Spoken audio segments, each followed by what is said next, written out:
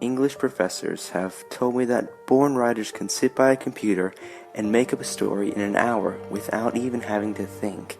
Their stories flow like water from their fingertips.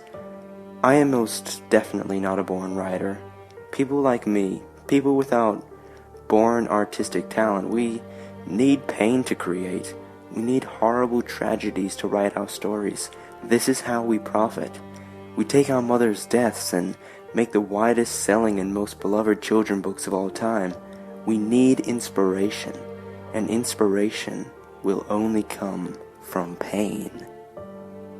I write love stories, heart-wrenching, sob-inducing love stories.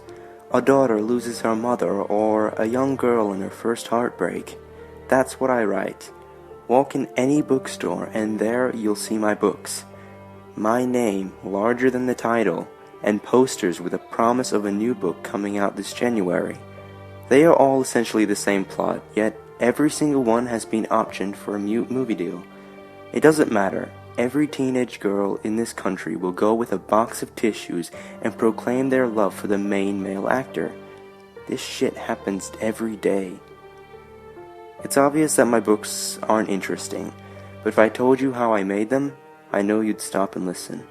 Every girl in my story, she is real, or was real. Every heartbreak was real. Their pain is my sustenance. I find a girl, 20 and cute. She is eager for fun, eager for love. I profess my love for her after a few dates. Boy, do I lay it on thick. I devote myself to her. She thinks she's met this perfect guy. I listen to her. I understand her. We talk about our feelings and we love each other so much. You see, when the time is right, I tell her we're going to my special place. I tell her it's the place I promised myself I'd only share with the girl I know I love. We drive, we stop for a bite to eat at whatever her favorite restaurant is along the way. We drive for miles out of the city and into the woods. She's excited to see what I have planned. It's dusk and we're in the woods. The mountain air is soothing. We hike a bit and finally arrive at the most beautiful view in Virginia. The town below twinkles as the inhabitants light fires and in their houses before night finds them. Mountains rise against the backlit red sky. She tells me how beautiful it is, and I always say, in a moment of wanted cheesiness, just like you. She turns to me, love glowing in her eyes. Naturally, this is when I stab her in the stomach as hard as I can. Again in the chest. Then I slash her throat. Her shrill screaming won't travel as far as the town. This is my inspiration. The only time anyone ever feels true heartbreak is when they realize the one they love absolutely hates them.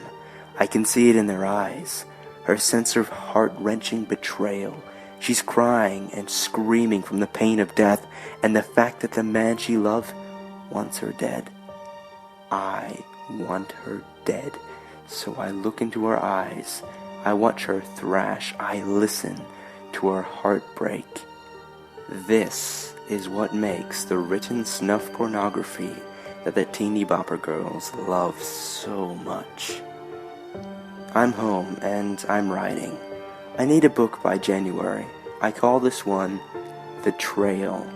The story of a girl who finds her life and love and eventual heartbreak through hiking an old mountain trail.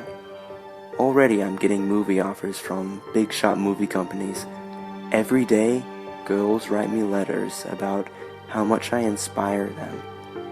They have no idea how much they inspire me.